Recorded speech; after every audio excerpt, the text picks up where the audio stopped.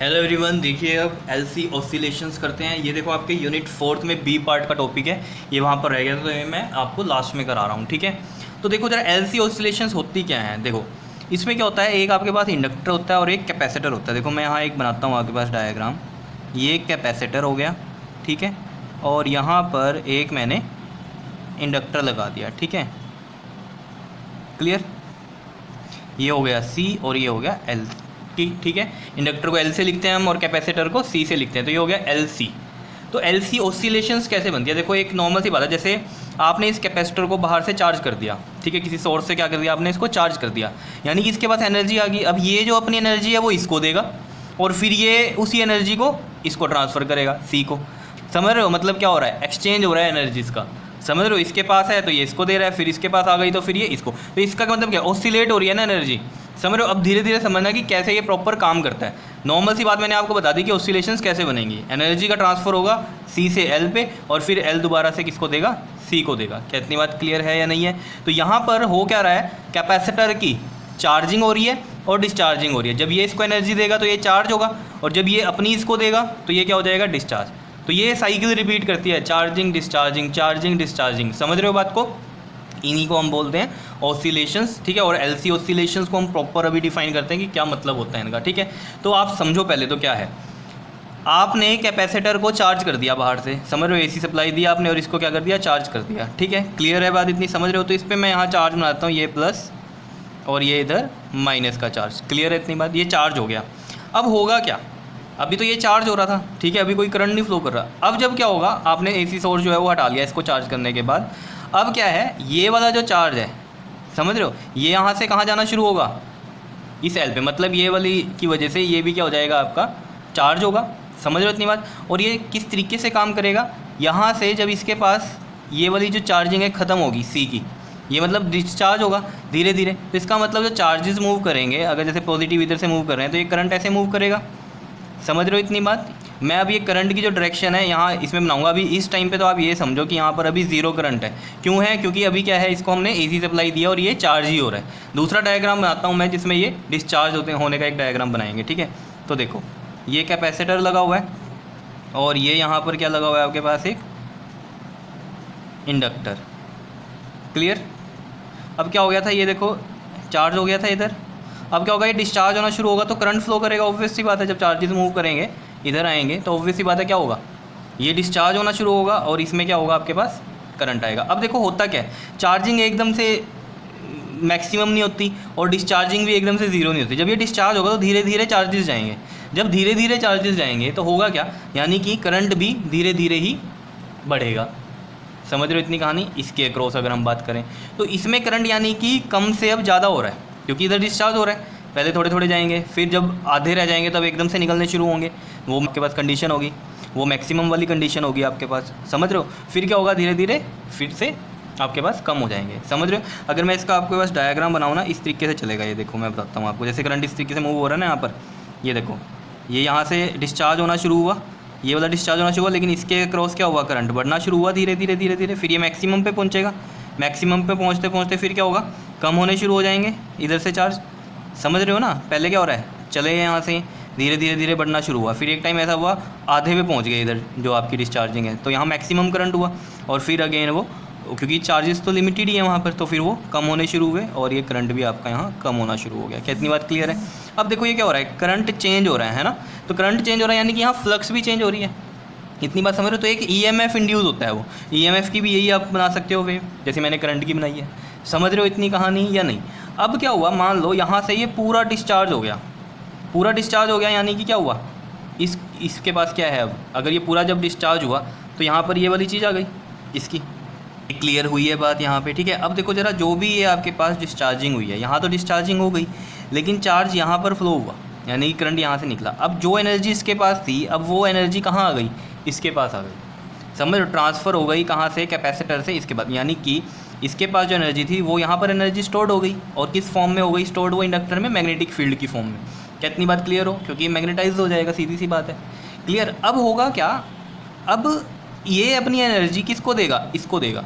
तो ये आपको पता चल चुका है कि यहाँ से अब ये पूरा क्या हो गया, डिस्चार्ज हो गया है। समझ रहे हो। अब अगर ये पूरा डिस्चार्ज हो गया, इसको करंट और तो मिलने वाला नहीं है, तो यानी कि इसमें जो अब करंट फ्लो होता है वो अब क्या करना शुरू करेगा, डिक्रीज़ होना शुरू होगा। डिक्रीज़ हो रहा है करंट, अब क्या यानी कि यहाँ फ्लक्स दोबारा से चेंज हो रही है, दोबारा से फ्लक्स चेंज हो रही है, तो क्या होगा बताओ, ईएमएफ इंड्यूस्ड होगा, लेकिन अब अपोजिट डायरेक्शन वाला होगा, उसकी वजह से करंट अपोजिट जाएगा, और उसकी वजह से क्या होगा, ये इसको अब दोबारा चार्ज करेगा, क्योंकि ये करंट फ्लो करवाएगा लेकिन अपोजिट डायरेक्शन में करवाएगा। समझ रहे हो। तो इसमें भी क्या होगा, अब जब ये डिक्रीज़ होना शुरू होगा यहाँ से, समझ रहे हो, तो डिक्रीज़ भी एकदम से तो होने से रहा, धीरे धीरे ही डिक्रीज़ होगा।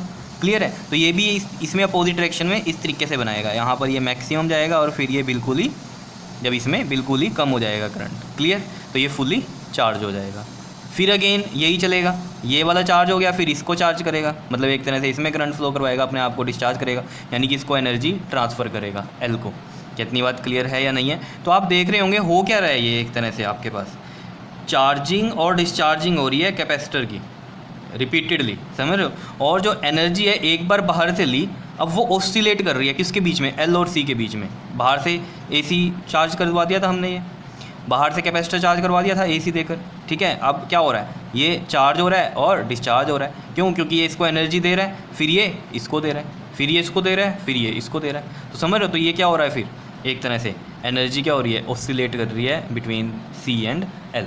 ये है हमारे पास इसकी थ्योरी। अगर इसे पढ़ना चाहते हो तो देखो पढ़ लो। देखो क्या कहता है, when a capacitor is supplied with an AC then it will be charge. ये चार्ज हो गया यहाँ पर, समझ रहे हो। और फिर जब अभी करंट जीरो क्या है कि मान लो इसको हमने अभी कनेक्ट नहीं किया, समझ रहे हो, जब हम इसको कनेक्ट करेंगे इसके साथ तब ये खेल चलेगा यहाँ पर करंट वाला, समझ रहे हो। और यहाँ पर हम बोल सकते हैं कि इस टाइम पे क्या होगा, जब ये डिस्चार्ज हो रहा होगा तो करंट इस केस में यहाँ पर मैक्सिमम चल रहा होगा, समझ रहे हो। तो when this charge capacitor is connected with an inductor, जब ये चार्ज कैपेसिटर को हमने किससे कनेक्ट किया, इंडक्टर से, current flow through the inductor, current flow करेगा, and due to this magnetic flux change, और इसकी वजह से क्या होगा, मैग्नेटिक फ्लक्स चेंज होगी।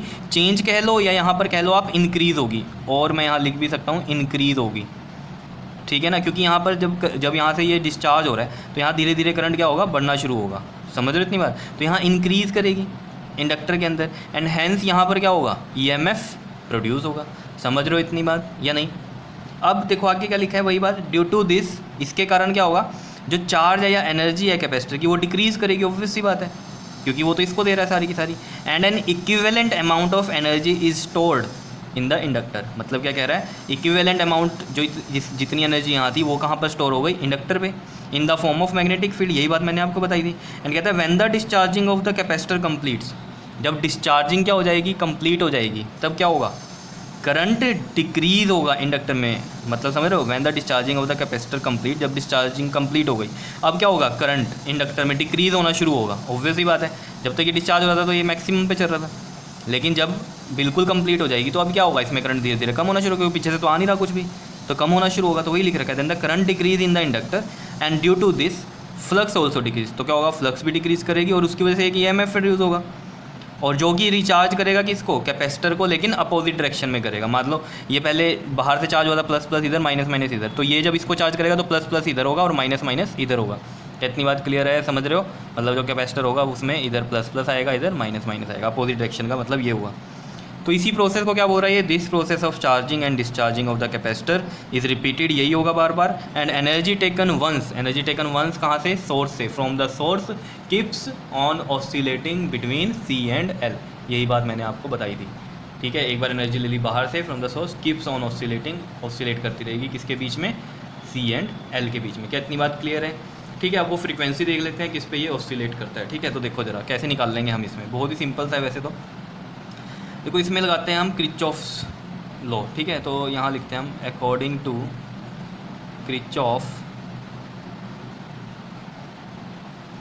वोल्टेज लॉ, ठीक है। केवीएल लगाओ इसमें, वोल्टेज लॉ इस केस में, ठीक है। अब इसमें देखो मैं करंट कैसे मूव करवाना चाहता हूँ। देखो करंट मैं किस तरीके से मूव करवाऊँगा इसमें, या हम लूप कैसे चला रहे हैं, करंट तो ऐसे ही चल रहा है आपके पास ये, ठीक है। तो हम लूप कैसे चलाएंगे इसमें, देखो लूप इस तरीके से चलाएंगे, ऐसे। देखो करंट अगर यहाँ से ऐसे मूव कर रहा है तो ये प्लस है, इधर माइनस है, समझ रहे हो। तो इसको देखो ज़रा, यहाँ से ये प्लस का हो गया आपके पास, ठीक है।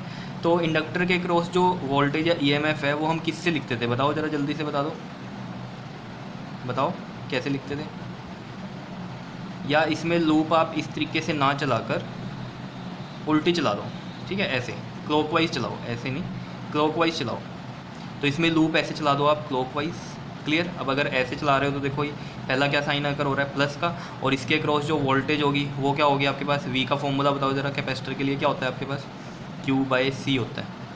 याद आया कहाँ से है बताओ, C में क्या होता है Q/V, क्या नहीं इतनी बात क्लियर, बताओ कैसे निकलता है ये हमारे पास अगर याद है आपको। देखो हमने बोला था ये आपके पास चार्ज जो है वो डायरेक्ट प्रोपोर्शनल है V के, समझ रहे हो, वोल्टेज के, और ये डायरेक्ट प्रोपोर्शनल का साइन हटा के ये C लगता था कांस्टेंट कैपेसिटेंस का, समझ रहे हो, और C की वैल्यू क्या आती थी आपके पास Q/V, तो V की वैल्यू क्या आ जाएगी यहाँ से Q/C, समझ रहे होंगे ये कहानी, ठीक है। तो वही चीज़ है, देखो अगर हम ऐसे चलें तो इसके क्रॉस वोल्टेज आएगा और प्लस का साइन आएगा, तो ये प्लस का कितना आ गया हमारे पास Q/C, इसमें लगाया है हमने, ठीक है। और फिर इधर आ रहे हैं तो माइनस का साइन अक्कर हो रहा है, माइनस का साइन अक्कर हो गया, और इसके अंदर जो अब आपके पास वोल्टेज होती है वो क्या होती है बताओ ज़रा इंडक्टर में, बताओ याद है कुछ, LdI/dt, कहाँ से आई ये, E का फॉर्मूला होता है आपके पास LdI/dt, ठीक है। तो ये कहाँ से आता है आपके पास, L का फॉर्मूला क्या होता है E/dI/dt, तो E यहीं रहने तो di/dt इससे मल्टीप्लाई हो गया तो LdI/dt, समझ रहे हो इतनी कहानी या नहीं, ठीक है। और ये इक्वल टू 0, क्लियर है। अब देखो आपको पता है जो करंट होता है उसका फॉर्मूला कितना होता है बताओ ज़रा आप, ये होता है आपके पास चेंज इन चार्ज अपॉन में चेंज इन टाइम, अगर हम इसमें बात कर रहे हैं ये बताओ क्लियर है या नहीं है, ठीक है। और यहाँ साइन लगेंगे माइनस का। अब देखो इसको डिफ्रेंशिएट करो ज़रा, डिफ्रेंशिएट करो अगर तो di/dt बनेगा, ये डिफ्रेंशिएट मतलब d/dt, और यहाँ भी d/dt लग जाएगा एक, तो क्या हो जाएगा ये डबल बन जाएगा, d²q बन जाएगा, और ये dt का स्क्वायर बन जाएगा, समझ रहे हो इतनी बात, d का स्क्वायर और dt है तो ये dt का स्क्वायर हो गया, क्योंकि d/dt की है हमने, यहाँ भी d/dt लगाया, यहाँ भी d/dt किया, तो d से d मल्टीप्लाई d² dt का स्क्वायर हो गया। कितनी बात क्लियर है या नहीं है बता दो ज़रा, कोई इसमें परेशानी, क्लियर है, ठीक है। तो यहाँ से आप इसमें माइनस का जो है ये साइन का आप मतलब ये भी समझ सकते हो कि चार्ज जो हो रहा है वो डिक्रीज़ कर रहा है, जैसे जैसे करंट इंक्रीज़ करेगा इंडक्टर में तो ऑब्वियसली बात है चार्ज कैपेसिटर में क्या हो रहा होगा, डिक्रीज़ हो रहा होगा। इस तरीके से भी आप समझ सकते हो इस चीज़ को, क्लियर है इतनी बात, ठीक है। देख भी सकते हैं हम यहाँ negative sign indicates that as Q decreases I increases, क्या इतनी बात क्लियर है या नहीं है, ठीक है।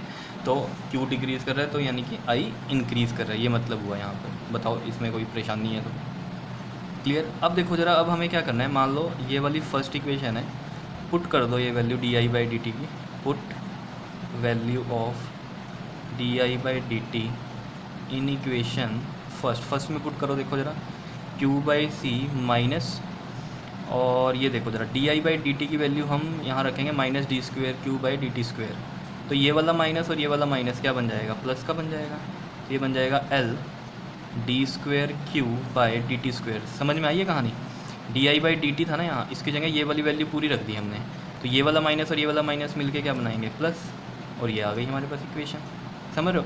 अब देखो ज़रा हमारे पास जो इक्वेशन होती है सिंपल हार्मोनिक ऑसिलेटर की, वो होती है आपके पास d²x/dt का स्क्वायर प्लस में ω0² x = 0।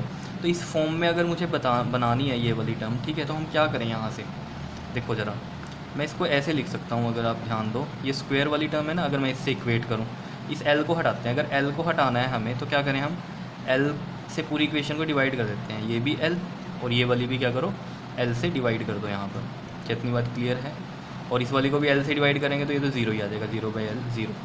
क्या इतनी बात क्लियर है या नहीं बताओ, क्लियर है, कोई दिक्कत नहीं है, ठीक है। अब देखो ज़रा अगर ये चीज़ समझ में आ गई है आपके, तो देखो ये तो L से L कट गया, अब ये वाला d²q मैं पहले लिख देता हूँ, d²q/dt², और प्लस में ये वाला आ गया Q/LC, ठीक है, और इक्वल टू में 0। अब ये वाली जो इक्वेशन है ये मैं लिख देता हूँ यहाँ, ये किसकी इक्वेशन है, equation of simple harmonic oscillator की, क्लियर है, ये याद रखना सिंपल हार्मोनिक ऑसिलेटर की है। इससे इक्वेट करो ज़रा इनको, ठीक है। तो यहाँ मैं लिख देता हूँ इसको, ये है सेकंड और ये है third, compare second and third, देखो कंपेयर करो ज़रा, यहाँ से आपको कुछ पता चलता है कंपेयर करने में। देखो ध्यान दो, ये वाली वैल्यू सेम है इधर, ठीक है, और यहाँ पर अगर आप देखो ये q को हम x से ले लें क्योंकि x q की टर्म्स में लिखा हुआ है, ये q है इधर x है, ये q भी इस x के बराबर हुआ, यानी कि ओमेगा नॉट स्क्वेयर किसके इक्वल है 1/LC के। तो यहाँ से देखो ज़रा, omega naught square is equal to किसके इक्वल है 1/LC के, और ओमेगा नॉट किसके इक्वल हो गया, यानी कि अंडर रूट में 1/LC। तो 1 का अंडर रूट तो 1 ही होता है, तो अंडर रूट में मैं इसको LC लिख सकता हूँ। क्या इतनी बात क्लियर है, बताओ, ठीक है। अब देखो यहाँ से, यहाँ कर देता हूँ मैं, ओमेगा नोट की वैल्यू हम लिख सकते हैं 2πf, या इसको हम f नोट भी लिख सकते हैं, ओमेगा नोट लिख रहे हैं यहाँ पर, तो ठीक है, और ये 1/√LC में LC। तो f नोट की जो वैल्यू आ जाएगी वो कितनी आ जाएगी, 2π इधर चला जाएगा, 1/2π√में में LC। कितनी बात क्लियर है, ये इक्वेशन आ गई आपके पास ऑसिलेटिंग, ठीक है। तो हम यहाँ लिख सकते हैं कि जो चार्ज ऑसिलेट करेंगे वो किस फ्रीक्वेंसी से ऑसिलेट करेंगे, इस फ्रीक्वेंसी से ऑसिलेट करेंगे। क्लियर है बात इतनी, ठीक है। तो ये ऑसिलेटिंग फ्रीक्वेंसी आ गई आपके पास, ठीक है, 1/2π√में में LC दिख रहा है, ये छोटा छोटा सा। क्लियर, समझ में आ गई होगी कहानी की क्या है, क्लियर। अब देखो यहाँ पर आपके पास जो ऑसिलेशंस होती हैं वो एक होती हैं अनडैम्प्ड और एक डैम्प्ड। अब ये देखो अनडैम्प्ड ऑसिलेशंस क्या होती हैं और डैम्प्ड क्या होती हैं। अनडैम्प्ड कौन सी होती हैं, the oscillations in which there is no loss of energy is called undamped oscillations.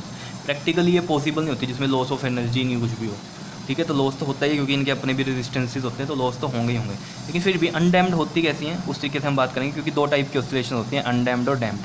Damped होती हैं जिसमें कोई लॉस होता है, और अनडैम्प्ड जिनमें कोई लॉस नहीं होता। जिनमें कोई लॉस नहीं होता वो देखो ज़रा, अगर ये हम EMF की ही बात कर रहे हैं और ये T टाइम के लिए, तो ये देखो ये वाली जो बनती हैं आपके पास इस तरीके से, ठीक है, इनमें देखो कोई लॉस नहीं है आपके पास, ऐसे चलती हैं। क्लियर है इतनी बात, ये देखो कोई लॉस नहीं है, ठीक है। लेकिन डैम्प्ड ऑसिलेशंस कौन सी होती हैं, जिनमें लॉस होते हैं, ठीक है, और प्रैक्टिकली यही होता है आपके पास, ठीक है, कुछ ना कुछ लॉस होता है क्योंकि हर एक उसमें रेजिस्टेंस होते हैं, तो इस वजह से कुछ ना कुछ तो लॉस होगा ही।